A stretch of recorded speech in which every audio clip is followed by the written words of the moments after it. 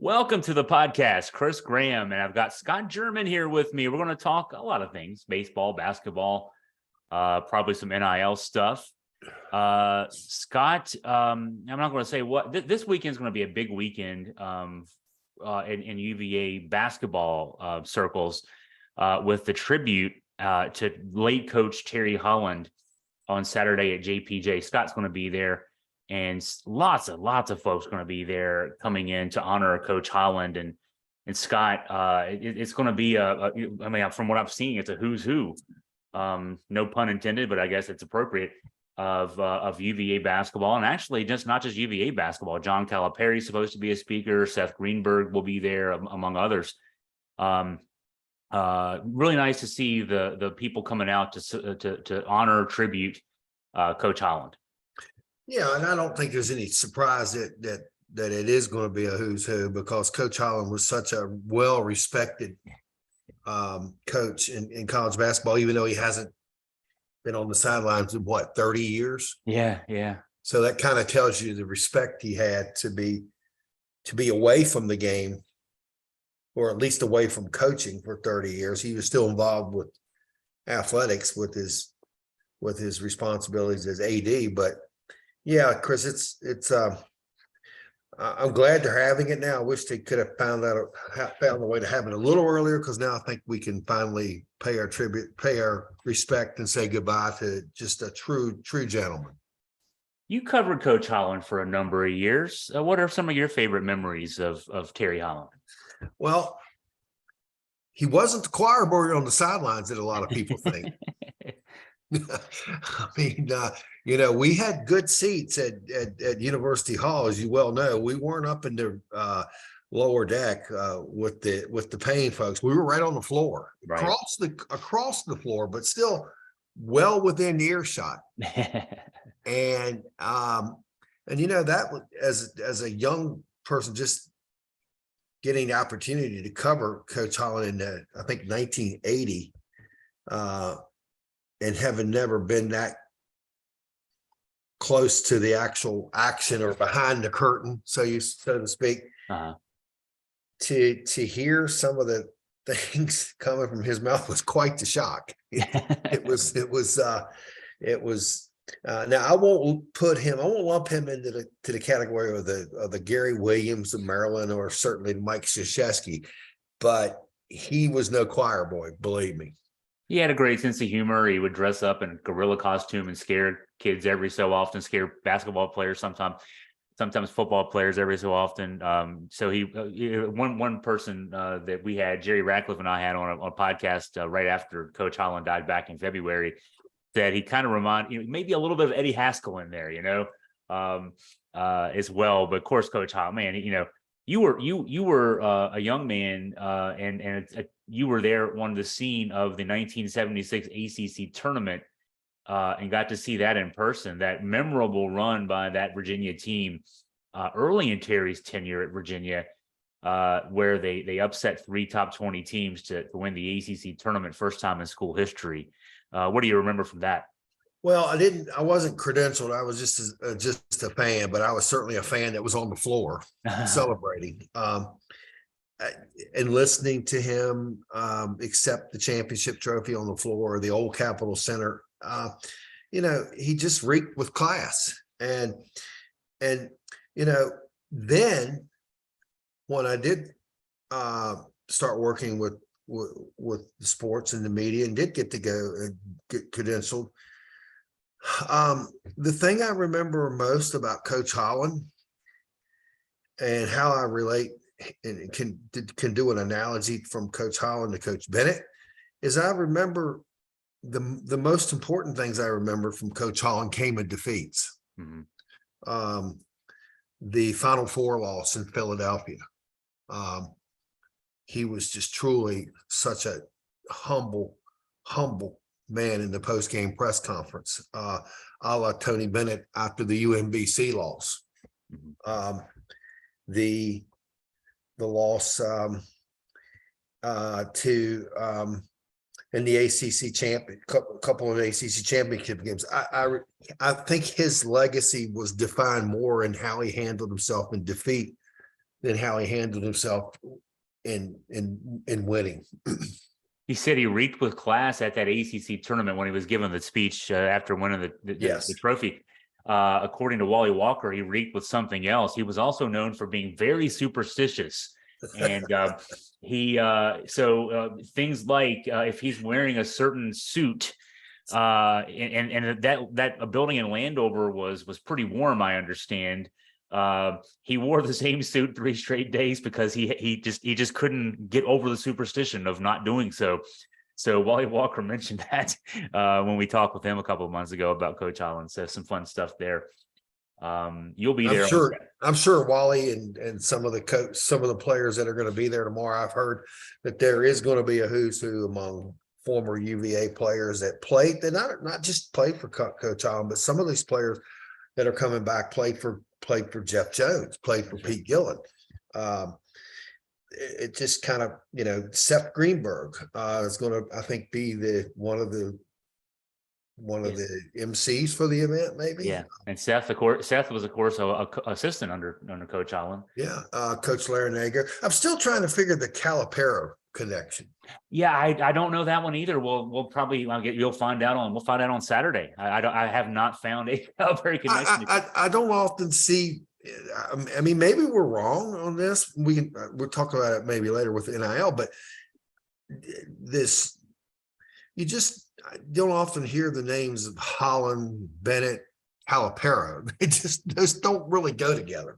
Yeah. You think of Caliparo in a different light. Yeah, I've not figured that one out either, but hey, I'm just glad that he's going to be there for that. Let's see. I'm trying to see real quick. Calipari played at UNC Wilmington. He was an assistant at Kansas. He was at Pittsburgh. Yep, don't see any direct things there relating him to Terry Holland. So we'll just have to find out what impact Terry Holland had on him when he gets up and speaks on Saturday. I'm certain there's a connection. Yeah, there's something there. There's something there, no doubt. So switching gears a little bit, the news, a couple bits of news this week, neither involving Virginia landing folks they had been going after. Hunter Dickinson announcing today the big Michigan transfer, a Northern Virginia native. There was some hope briefly last month that there was even word that maybe he had visited Virginia. A 7'1" center from Michigan who averaged 18 points, 9 rebounds, shot 42% from 3. He's going to Kansas, and we knew all along, Scott, that the deal was going to be about NIL money for him, and we nothing official yet with Kansas, but among those bowing out early were Virginia, obviously Kentucky. Kentucky doesn't play the NIL inducement game either, like Virginia. So Dickinson is on his way to Kansas, and we can close the door as far as that goes. Yeah, and I don't think that was like you said. I don't think that was a big shock. Yeah. So since you did open the door with NIL, and we talked about playing the game, the longer this thing is around, the worse the stench gets from it, in my opinion. Where's this going to lead? I don't know. I mean, it's not going anywhere. It's the only direction this goes is that schools end up actually paying players salaries. It's not, players have a right to their to make money from their likeness, and so the NCAA could maybe work with, and they're trying to put the onus on Congress to put federal laws down so that it's at least standard across all 50 states and thus equal for everybody to play the game. But this is just endorsement money. So I think the only way this goes any different is if and when somebody in the NCAA, if the student athletes maybe get together and either file a suit, class action suit, or just threaten to do so and get the NCAA to agree that the member schools have to actually pay a salary. That's the only thing different I foresee in the future. And that might in itself be the way that the NCAA and the member institutions get control back. Well, because what that would do, if you're paying a salary, then ostensibly you would have a player, student athlete under contract. And as long as it's not just a 1 year contract, yeah, you can't just transfer every year if you're under a contract. So, yeah, but as it is right now, though, men and women who are college athletes, they have the ability without a contract tying them there for longer than 1 year. They're free agents every year. So, and credit to them, they're playing. The kids are playing the game and maximizing their potential to make money.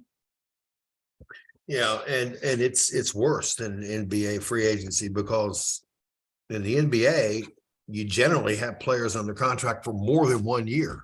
Yeah, the players, for example, NBA, any sport really, any professional sport, the players, except the players who are only under 1 year deals tend to be the players who are maybe not the most valuable players. I mean, they're the relief pitcher, lefty guy who pitches the seventh inning, that kind of thing.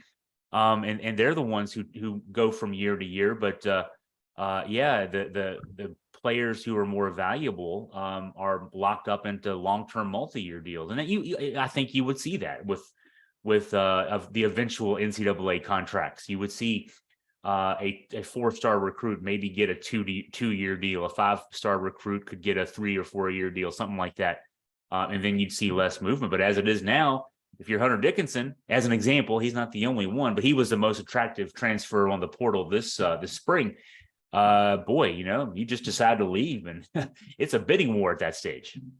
Yeah, and if you want to go back and use an analogy to MLB or any professional sport, you kind of and you can see it if you look at the rosters. You can see players at their contract status, and a lot of them are under 1 year deals, and they go from team to team to team, and they're referred to as journeymen.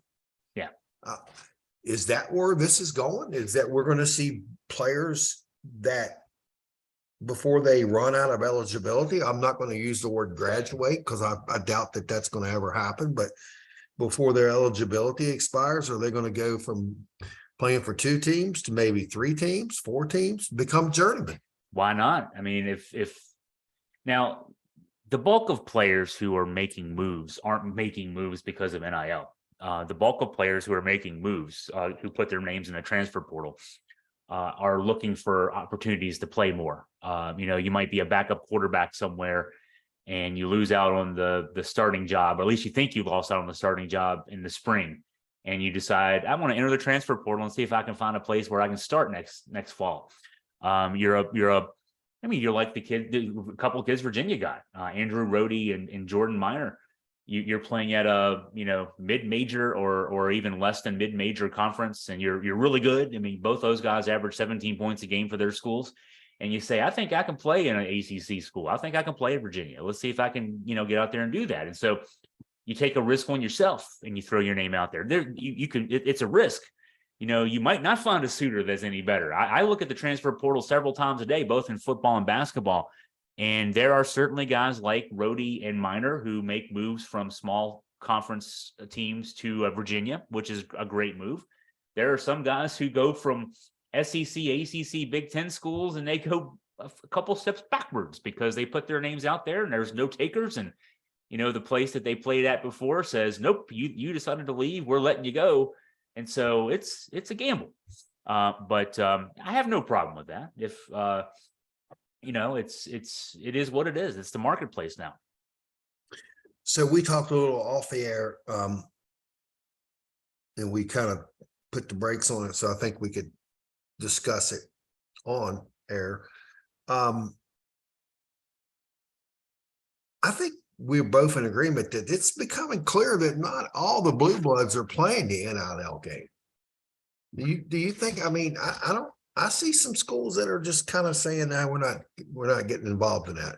Well, in the Hunter Dickinson sweepstakes, for example, a Kentucky beat writer noted yesterday that before Dickinson committed to Kansas, that Kentucky was likely out of the game because Kentucky has a policy: we will not offer or even coordinate anything with our NIL people until you're here.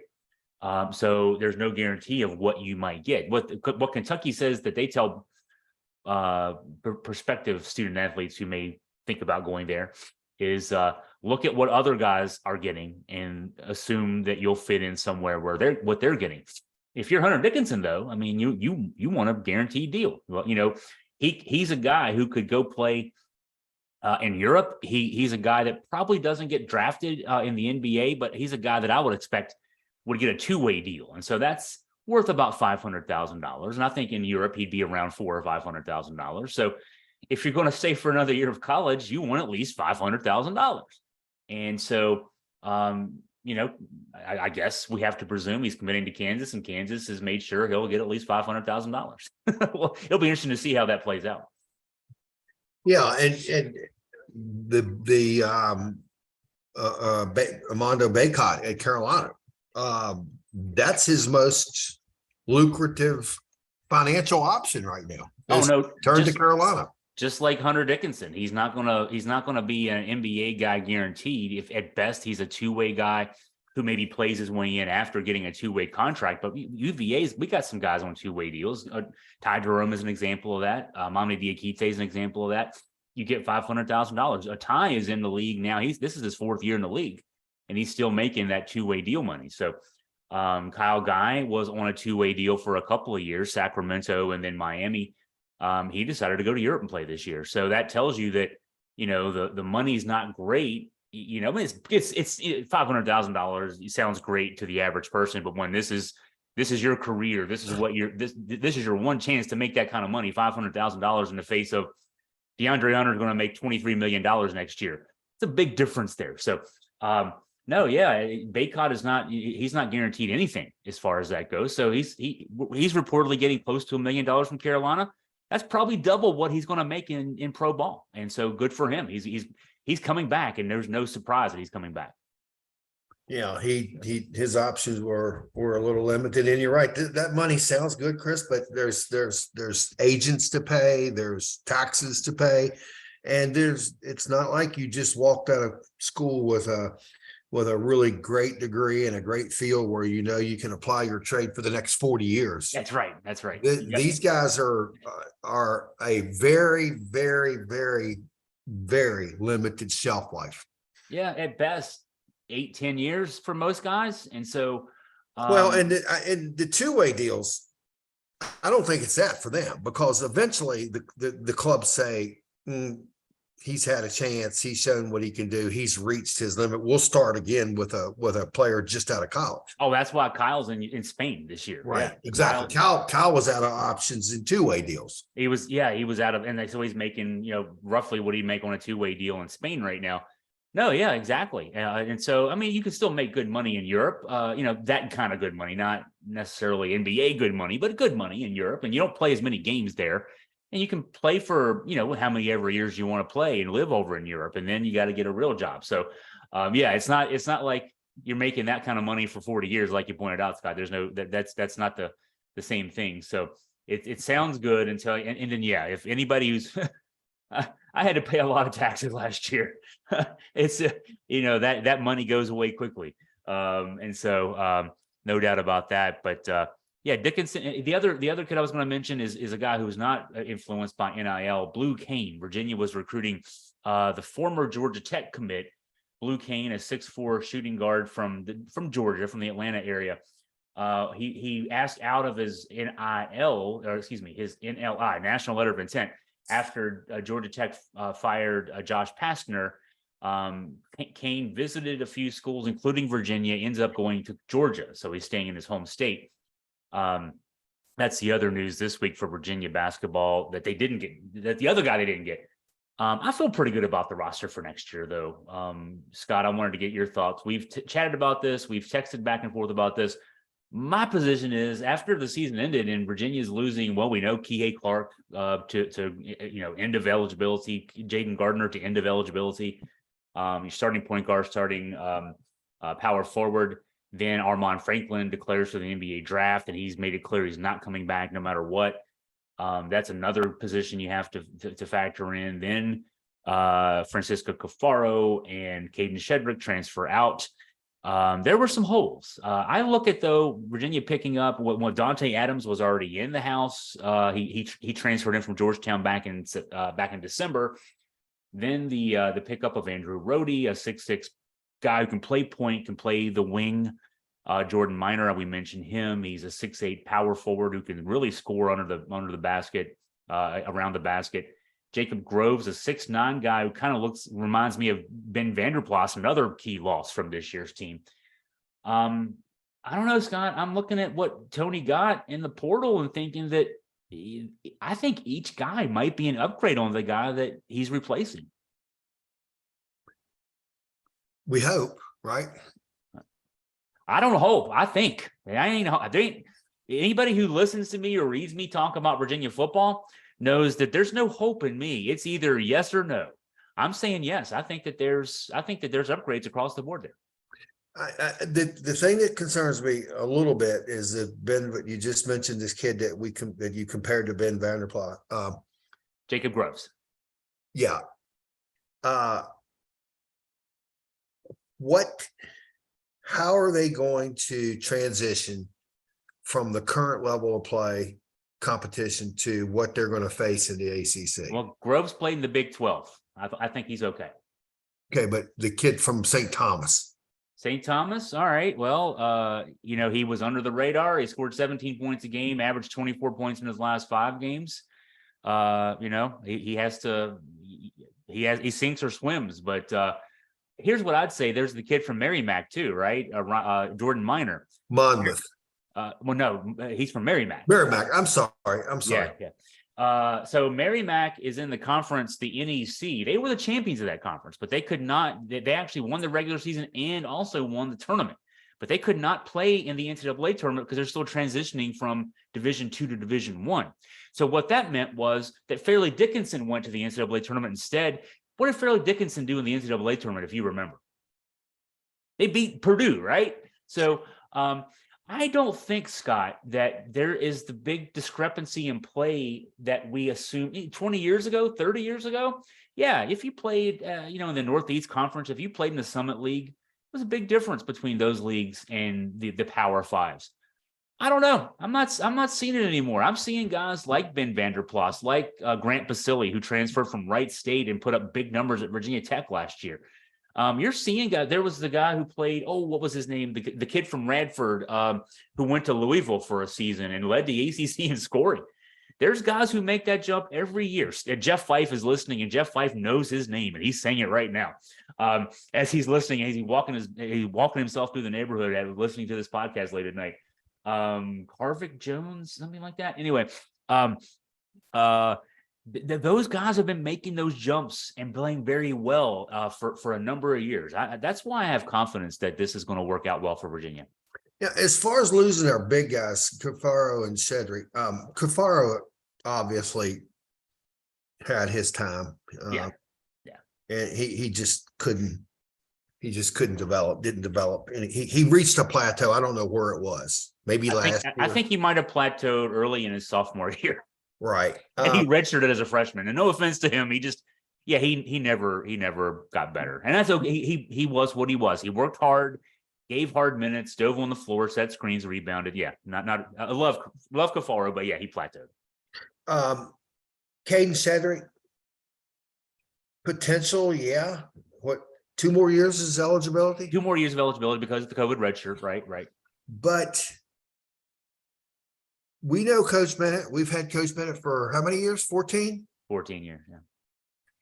He doesn't just set someone on the end of the bench for no reason. And he did it for not just 1 year, 2 straight years. He did it twice. Yeah, for 2 years. Shedrick started this, first half of each of the last 2 seasons, and then it wasn't because he didn't like the way he dressed. Right. There was a reason that Caden Shedrick sat on the bench with a DNP at the end of his on the stat sheet for about 2 months. He had 3 actual DNPs, and he played 100. I think I did the math. 107 minutes in the last 14 games, about 8 minutes a game in those last 14 games after starting the first 15 games of the season.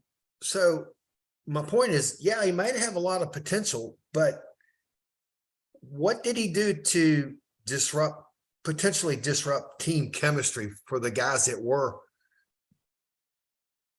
being able to play through difficulties and still getting playing time? Yeah, and we sort of know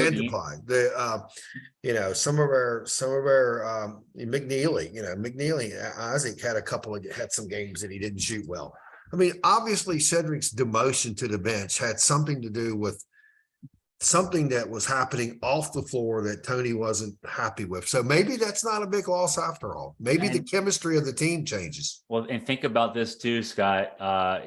Duke was supposedly high on his radar and vice versa. And they're still looking for a 7-footer. He's a native of his family's 30 miles from Duke's campus. And Duke passed, and they're still looking for a big guy. So and you can't tell me there's not intel among coaches. Yeah. So and they saw him. Cedric up would have been a double victory for Duke. They would have gotten a backup big man. Plus, they would have taken him for Virginia. Yeah. But the McCoy deal was going to be happening at Carolina, right? That's what I was getting ready to say.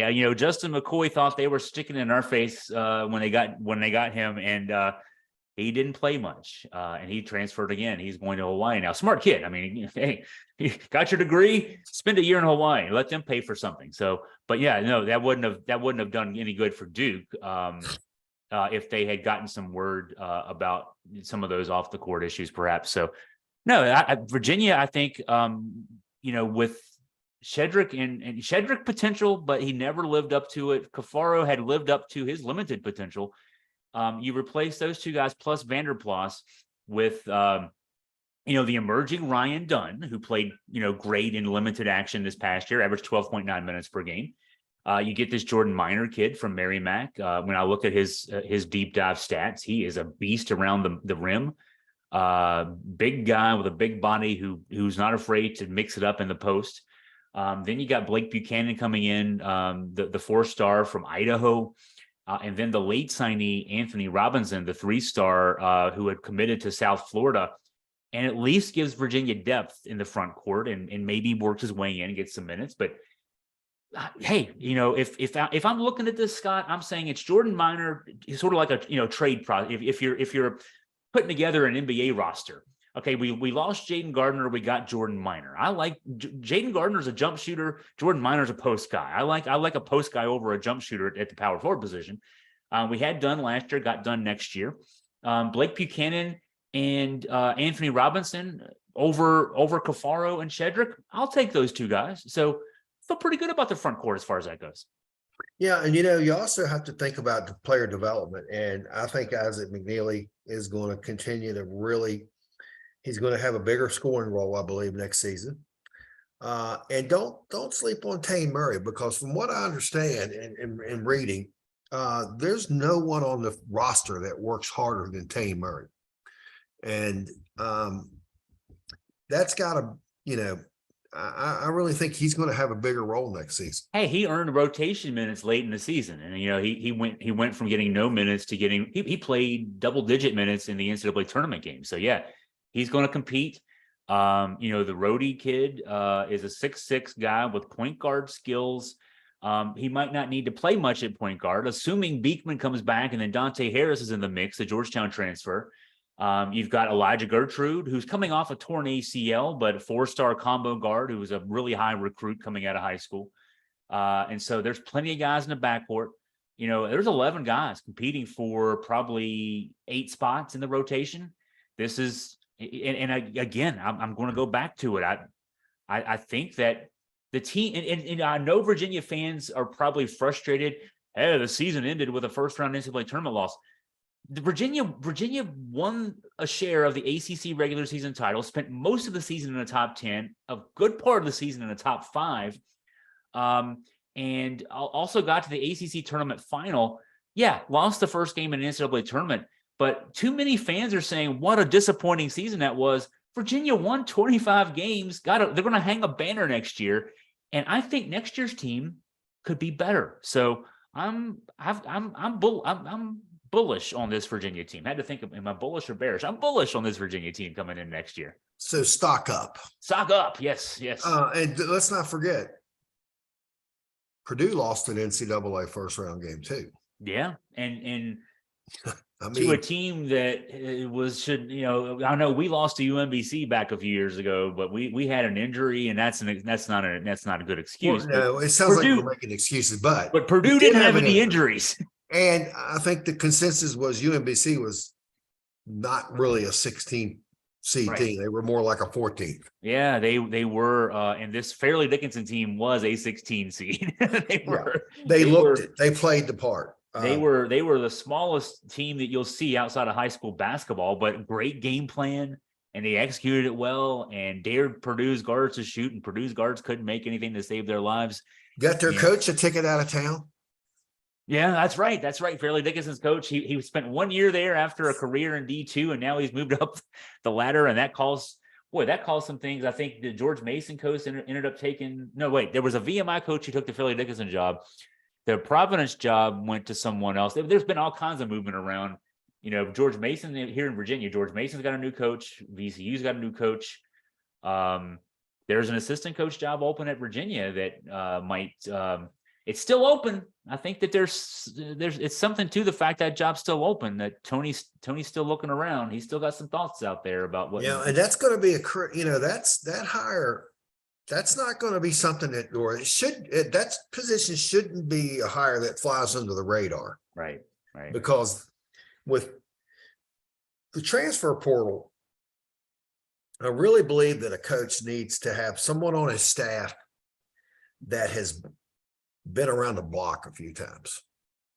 Someone that's seen other conferences, other styles, worked for other coaches, has other ideas. Knows other people, has those other contacts. People. Yeah. And this is not a knock on anyone on our current staff, because I think I've known Jason Williford. I think Jason is going to be a head coach someday, whether it's in Charlottesville or somewhere.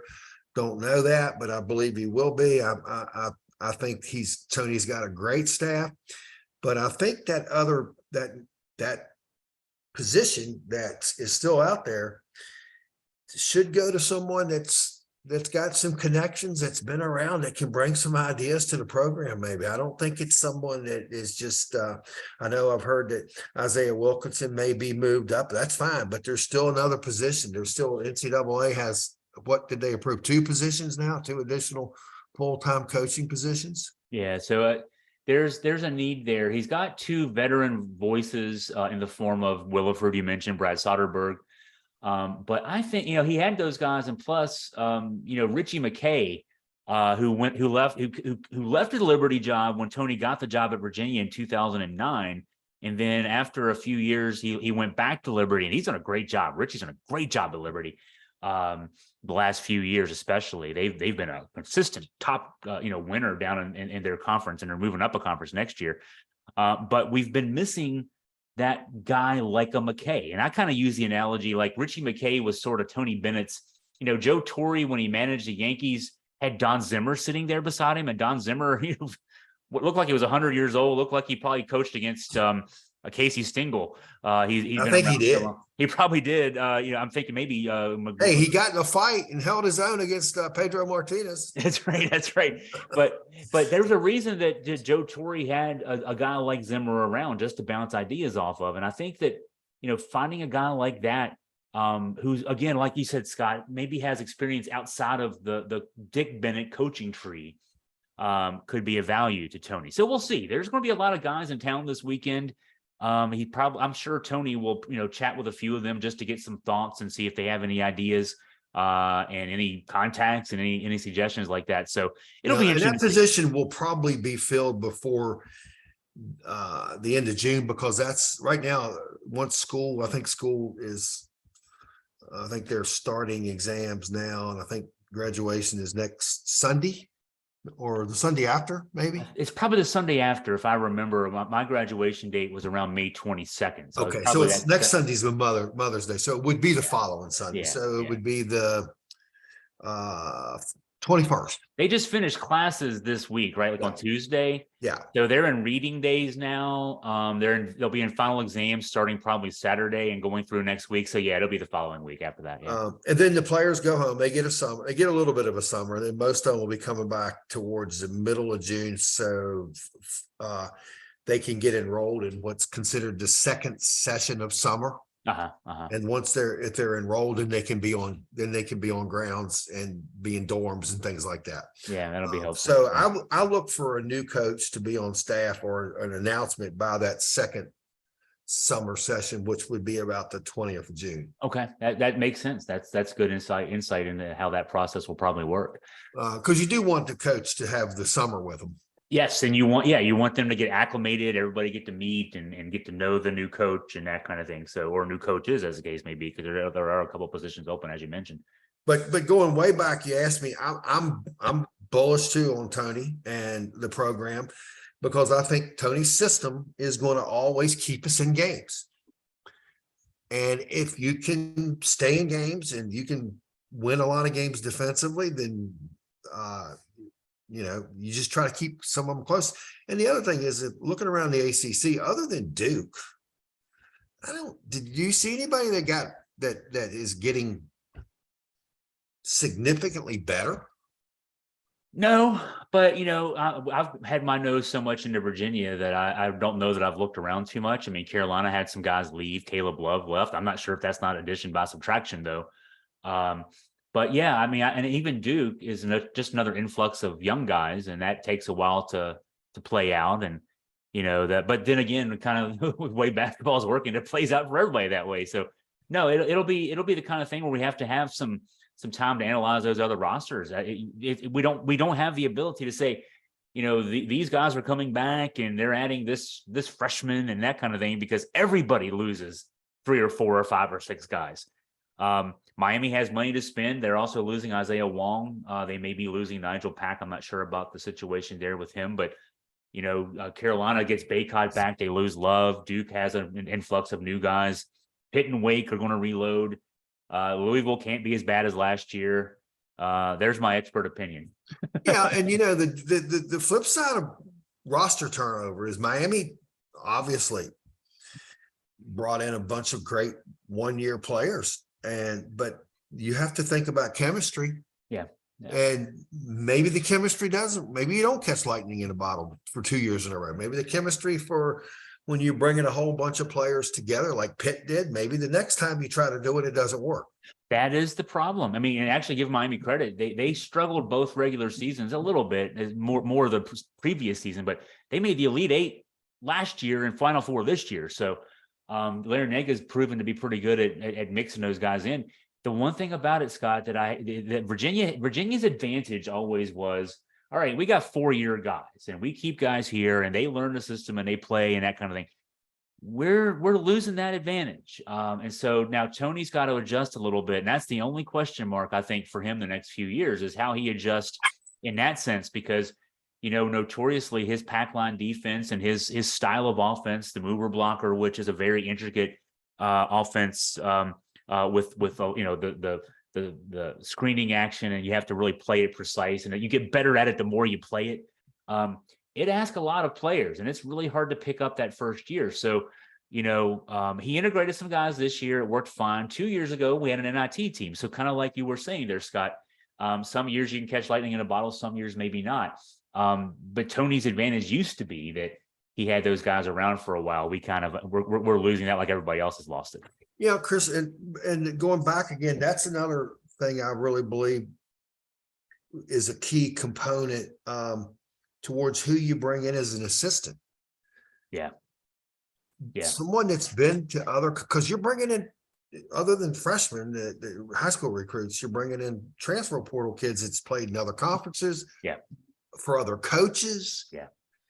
A savvy, experienced assistant coach that can get in these kids' heads a little quicker, not necessarily better, but just to kind of get a feel for them as to where they're coming from and what they're used to and how they're going to acclimate them into the Virginia program. I think that's making it, getting back to the assistant coach. position. I think that's another key component in making sure that coach has some experience outside of, like you said, outside of the Bennett family tree. If those who are watching on the video, because I know that there are people who also listen to our podcast, just if you were watching, you saw a big smile on my face because yes, we're not going to name any names. We are advocating for a certain person, and I'm going to leave it at that. We have an idea who we would like to see get that job. And I'll end the podcast with this. Scott, without certainly giving anything away, Scott's going to be having dinner with someone of those qualifications this evening. So I haven't given anything away there, Scott, but yeah, we'll just see what happens here in the next few weeks. Well, and to me, I'm sure Coach, whether there's a possibility of elevating Isaiah. That's awesome because Isaiah is. And you're not having dinner with Isaiah. I'll just say no, that. no.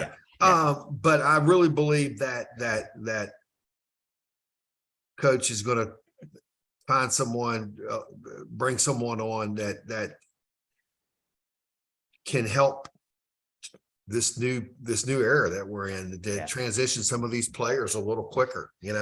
I'm all for it. And hey, this has been a good podcast, really solid podcast. We ended up not talking any baseball, but read Scott's story about the Baltimore Orioles and the Norfolk Tides, the AAA team of the O's. Well, Chris, one quick thing you I've been waiting. If you don't, I'll probably put one up. Richmond just signed a new deal. City of Richmond getting a new stadium, 2026. I still got to jump on that. Yeah. And it looks like from what I'm reading that the Nationals have just been waiting for a commitment that the Nationals could be moving their AAA team to Richmond. That would be awesome to have the Orioles AAA team in Norfolk, the Washington's AAA team in Richmond. Man, that is some exciting times. We, as baseball fans, yes, those will be really exciting. We'll have to follow up on that, no doubt. Well, Scott, thank you for your time. For our listeners out there, viewers out there, thank you for yours. We will talk to you again soon.